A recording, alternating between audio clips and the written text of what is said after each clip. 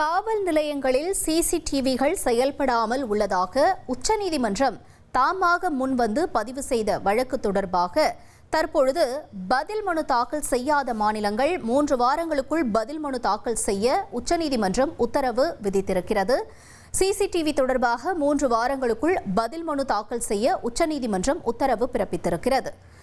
பதில் மனு தாக்கல் செய்யாவிட்டால் சம்பந்தப்பட்ட மாநில முதன்மை உள்துறை செயலாளர் நேரில் ஆஜராகவும் உத்தரவு பிறப்பிக்கப்பட்டிருக்கிறது. முக்கிய செய்தியாக பார்த்தோம்.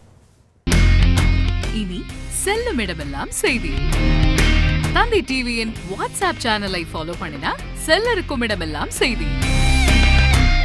இதோ QR கோட் இப்பவே ஸ்கேன் பண்ணுங்க, ஃபாலோ பண்ணுங்க.